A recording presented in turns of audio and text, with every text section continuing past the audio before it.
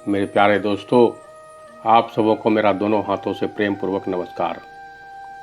दोस्तों, आज के इस वीडियो में हम बताने जा रहे हैं कि द्रौपदी द्वारा कुत्ते को क्यों दिया गया श्राप। आज तक आप सभी ने कथाएं और कहानियां तो सुनी होंगी जो हिंदू धर्म के ग्रंथों से जुड़ी है, लेकिन क्या आपने महाभारत की यह कहानी सुनी है जो आज हम आपको बताने जा रहे हैं। जी हाँ, दरअसल आप सभी ने देखा होगा कि कुत्ते वह जानवर है जो हमेशा खुले में सहवास करते हैं, लेकिन आपने सोचा है कि आखिर ऐसा क्यों। जी, दरअसल द्रौपदी के श्राप के चलते ऐसा होता है और आज हम आपको बताने जा रहे हैं वह कहानी शुरू होती है द्रौपदी के विवाह से। अर्जुन द्रौपदी से विवाह कर उन्हें अपने घर लाए तो माँ कुंती ने अनजाने में यह कह दिया था कि जो भी वो लाया है उसे सभी भाई बराबर में बांटकर उसका उपयोग करेंगे, और इसी वजह से पांचों भाइयों को द्रौपदी से विवाह करना पड़ा था।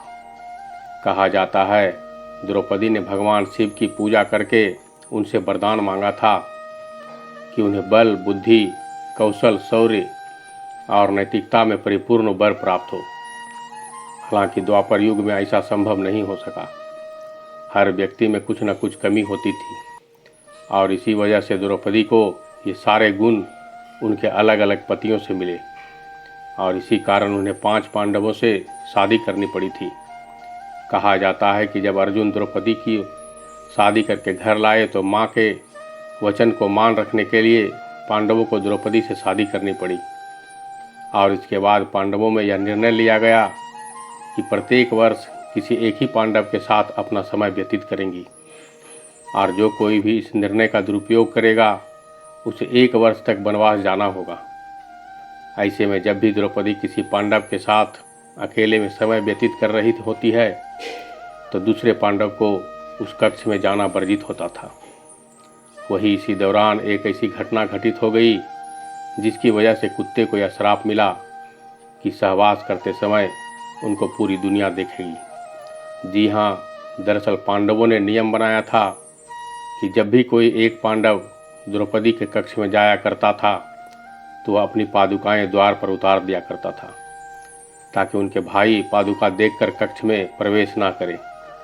हालांकि एक बार जब अर्जुन अपनी पादुका प्रवेश द्वार के बाहर उतारकर द्रौपदी के संग प्रेम प्रसंग में लीन थे, तभी द्वार पर एक कुत्ता आया और खेल खेल में उस कुत्ते ने अर्जुन की पादुका उठा ली और उसे लेकर वो पास के जंगल में जाकर उसके साथ खेलने लगा। इसी बीच भीम अपनी कक्ष की ओर प्रस्थान कर रहे थे तो उन्होंने देखा कि द्रौपदी के कक्ष के बाहर कोई पादुकाएं नहीं हैं, और वो द्रौपदी के कक्ष में प्रवेश कर गए। इसी बीच में भीम अपने कक्ष में देखकर द्रौपदी ने शर्मिंदा हो गई और बहुत ही क्रोधित होते हुए उन्होंने भीम से कहा कि उन्होंने कक्ष में प्रवेश कैसे किया जबकि अर्जुन ने उनके कक्ष में है। इस पर भीम ने बताया कि बाहर कोई पादुका द्वार पर नहीं रखी है। उसके बाद दोनों भाई कक्ष के बाहर गए और उन्होंने पादुकाओं को खोजना शुरू कर दिया। ढूंढते ढूंढते हुए पास के जंगल में पहुंच गए। उन्होंने देखा कि एक कुत्ता अर्जुन की पादुकाओं का साथ खेल खेल रहा है। ऐसे में द्रौपदी इस बात से बहुत ही लज्जित महसूस कर रही थी और उतनी ही क्रोधित भी थी। ऐसे में उन्होंने क्रोध में आकर कुत्ते को यह श्राप दे दिया कि जैसे आज मुझे भीम ने सहवास करते देखा उसी तरह तुम्हें सारी दुनिया सहवास करते देखेगी। बस यही श्राप के चलते कुत्ते खुले में सहवास करते हैं। आगे की कहानी में हम बता रहे हैं कि द्रौपदी ने दिया था ये श्राप, वरना नहीं मरता घटोत्कच। महाभारत के कई श्राप और वरदान प्रसिद्ध है।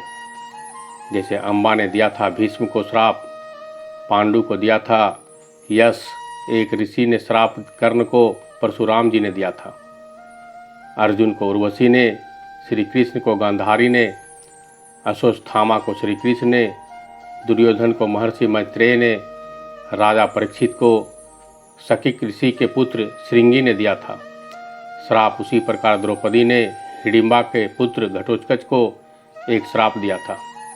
भीम पुत्र घटोत्कच की चर्चा उनके विशालकाय शरीर को लेकर और युद्ध में कोहराम मचाने को लेकर होती है। कर्ण ने अपने अमोघ शास्त्र का प्रयोग दुर्योधन के कहने पर भीमपुत्र घटोत्कच कर दिया था, जबकि वह इसका प्रयोग अर्जुन पर करना चाहता था। यह ऐसा अस्त्र था जिसका वार कभी खाली नहीं जा सकता था, लेकिन वरदान अनुसार इसका प्रयोग एक बार ही किया जा सकता था। यदि कर्ण यह कार्य नहीं करता तो युद्ध का परिणाम कुछ और होता। द्रौपदी ने घटोत्कच को शाप दिया। मान्यता के अनुसार जब घटोत्कच पहली बार अपने पिता भीम के राज्य में आया तो अपनी मां हिडिंबा की आज्ञा के अनुसार उसने द्रौपदी को कोई सम्मान नहीं दिया। द्रौपदी को अपमान महसूस हुआ और उसे बहुत गुस्सा आया। वह उस पर चिल्लाई कि वह एक विशिष्ट स्त्री है, वह युधिष्ठिर की रानी है, वह ब्राह्मण राजा की पुत्री है तथा उसकी प्रतिष्ठा पांडवों से कहीं अधिक है। और उसने अपनी दुष्ट राक्षसी माँ के कहने पर बड़े ऋषियों और राजाओं से भरी सभा में उसका अपमान किया है। जा दुष्ट, तेरा जीवन बहुत छोटा होगा तथा तू बिना किसी लड़ाई के मारा जाएगा। घटोत्कच के एक पुत्र का नाम बर्बरिक और दूसरे का नाम अंजन पर्वा था। भीम के पुत्र घटोत्कच का विवाह दैत्यराज मूरा की बेटी कामकम कंठका से हुआ था। इस कामकम कंठका को भगवान श्री कृष्ण ने वरदान दिया था कि तेरी कोख से एक महावीर पुत्र जन्म लेगा, जिसको युद्ध में कोई परास्त नहीं कर पाएगा। वो सर्वशक्तिमान होगा। भीम पुत्र घटोत्कच का पुत्र बर्बरिक दानवीर था। बर्बरिक दुनिया के सर्वश्रेष्ठ धनुर्धर थे। अर्जुन और कर्ण से भी बड़े धनुर्धर, जिसे कि पूरी दुनिया जानेगी। बर्बरिक के लिए 3 बाण ही काफ़ी थे, जिसके बल पर वे कौरवों और पांडवों की पूरी सेना को समाप्त कर सकते थे। यह बात जानकर श्री कृष्ण ने उसे दान में उसका शीश मांग लिया। बाद में श्री कृष्ण ने कहा कि कलयुग में तुम मेरे नाम से पूजे जाओगे। वर्तमान में उन्हें खाटू श्याम भी कहते हैं। तो दोस्तों, ये वीडियो आपको कैसा लगा हमें कमेंट करके ज़रूर बताइएगा। साथ ही साथ लाइक शेयर ज़रूर कीजिएगा। और मेरे चैनल पर नए हैं तो चैनल से जुड़ने के लिए इसे सब्सक्राइब कर लीजिएगा। तो मिलते हैं अगले वीडियो में एक और ज्ञान भरी बातों के साथ, कल ठीक संध्या 6 बजे। तब तक के लिए धन्यवाद। नमस्कार।